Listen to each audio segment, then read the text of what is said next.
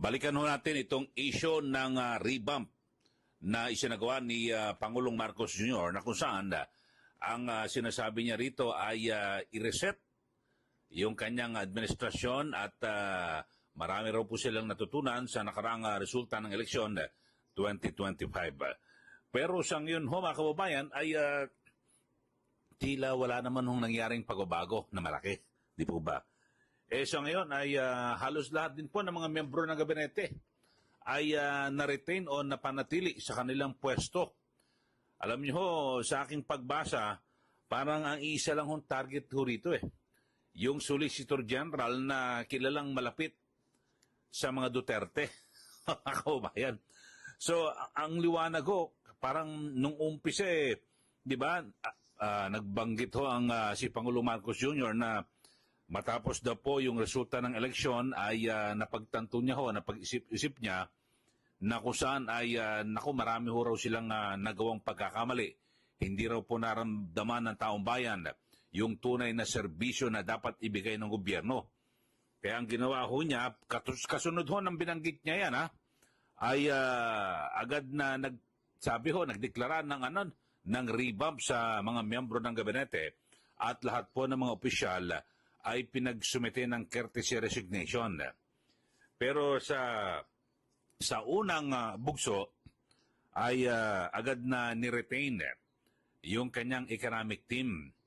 Tapos ang mga tinanggal, itong Solicitor General, si Minardo Guevara, tapos mukhang nadamay lang ho itong DNR Secretary, si Loizaga, at si Lutilla naman sa DOE, inlipat lang ho, transfer sa DNR. At ganyan din yung sa Commission on Higher Education. Pero kasi ang linaw ho ng minamagito ng Pangulo yung serbisyo raw po ng taong bayan o para sa taong bayan na hindi po naibigay kaya natalo sila sa eleksyon. Pero yung mga dapat ho magbigay ng serbisyo, kung totoong palpak, bakit sila pinanatili sa pwesto? Talaga namang lokohan ho mga kabayan. Ito, panoorin ho natin.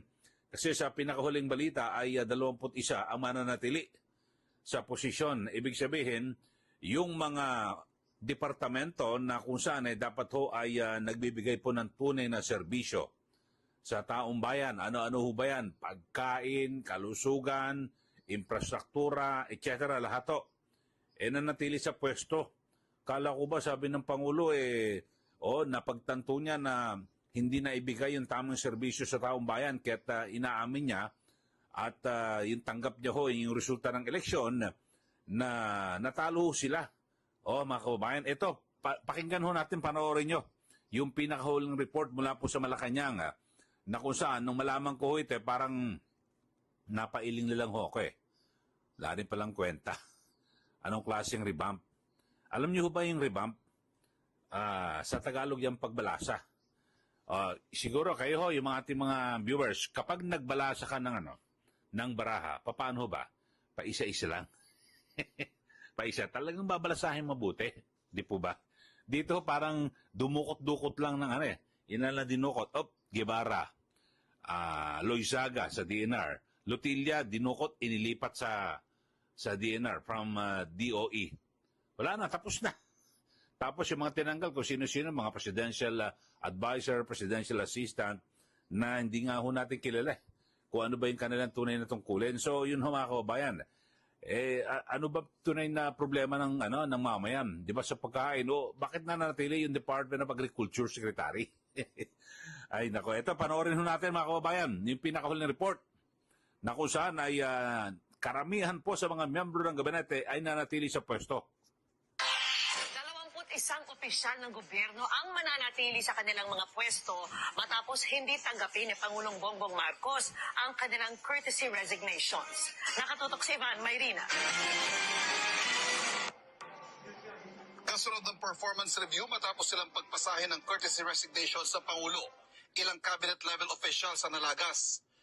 Tinanggap ng Pangulo ang courtesy resignation sa Presidential Commission for the Urban Poor, Maynardo Sabili, Presidential Assistant for the Visayas, Terence Calatrava, Presidential Advisor on Muslim Affairs, Almarim C. Tila. Terminated naman si Menandro Espinelli, Presidential Advisor for Special Concerns. If you are asking for blood, there will still be blood. But, we are still undertaking continuing performance evaluations even of those undersecretaries or those lower than the cabinet rank functional. Okay, so biglang nabago po yung tema na ngayon. Ang binabanggit, parang magpo-focus na ho sila sa mga mababa ang pwesto, yung mga undersecretary. Pabago-bago, di ba?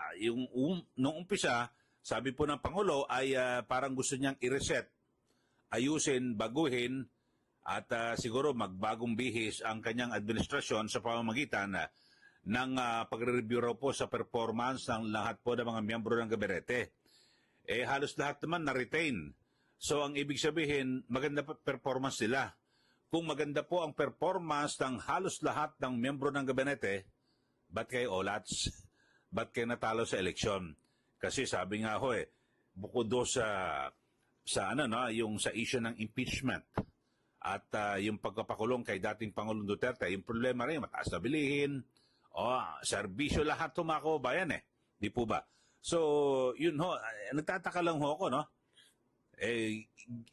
Dinala pa sa ginawa pa yung revamp na ito, yung pala, target lang naman, itong si Solgen. Hindi, sa aking pananaw ho, Solicitor General, dahil sa ito po ay tumanggi na katawanin ng gobyerno, yung sa issue po, yung kaso dito Duterte. Ito, panoorin pa ho natin mga kababayan.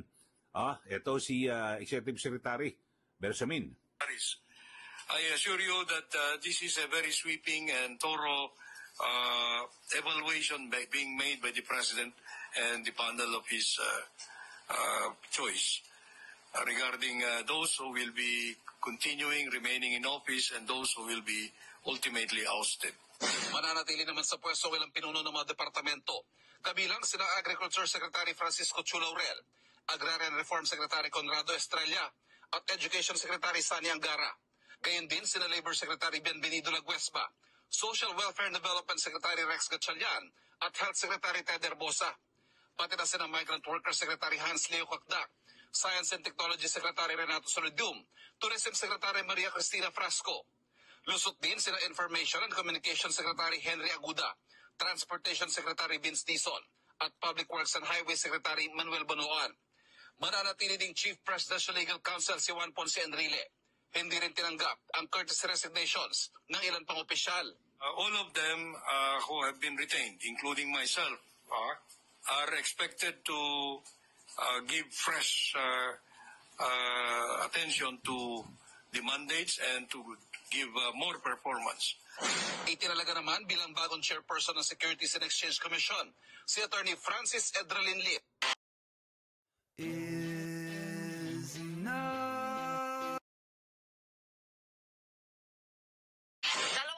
Okay, so yun ho mga kababayan, at kayo ho sa ating mga suki, sa ating mga viewers, ay ano ho ba para nyo rito sa ginawang revamp?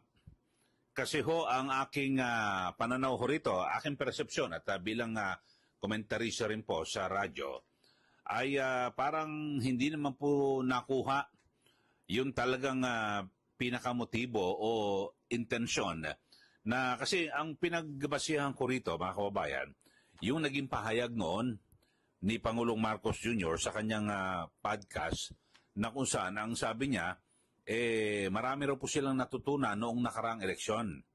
At ang sabi talagang babaguhin at mag-a-adjust po sila. Pero wala naman ho nangyaring adjustment. Iilan lang ho ang tinanggal. At ang akala ko ho, ang buong akala ko, yung tatanggalin, yung mga nakapagpababa sa kanyang rating. Yun ho, nanatili ho mga kababayan So ako hindi ko maintindihan. Kayo ho ba? Sa ating mga viewers, ano ho bang masasabi nyo ho rito?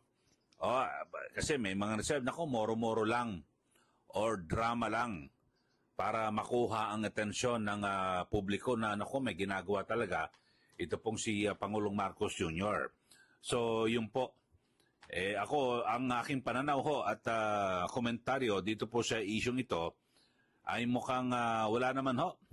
Walang, kumbaga sa walang malaking isda na tinanggal Yung talaga nakapagpababa ng rating ni Pangulong Marcos Jr. At ang sinasabi, masamang serbisyo, kung sila pa rin mananatili, di tuloy-tuloy sa mga serbisyo. Mga kababayan. So, yun lang ho. Yun lang ho aking pananaw. At sige, magkomentaryo ho kayo dito po sa ating issue na pinag-uusapan ngayon. Ang akala ko lang naman, so naging mali ang aking akala. Kasi ang sabi ho ng Pangulo noon, talagang aayusin na po ang serbisyo ng kanyang administrasyon at yun, pagbubutihin mo para makapagsimula ulit. Pero kung paano ka magsisimula kung mga luma pa rin, yung mga opisyal, di po ba? Yun lang naman, yun naman akin, no? At aking pananaw dito po sa cabinet revamp na ito. Sa pangkalatan, ulitin natin, ang revamp na isinagawa ng Pangulong Marcos Jr. ay walang kwenta. Yun na aking pananaw. Sa aking pananaw, walang kwenta at wala naman hong talagang malaking isda o opisyal ng gobyerno ang natanggal. Lalo na ho yung mga sinasabing posibleng nagbigay po ng ng kahihiyan o kung ano man nakapalpakan sa kanilang serbisyo kaya't nabawasan po yung tiwala ng taumbayan kay Pangulong Marcos Jr.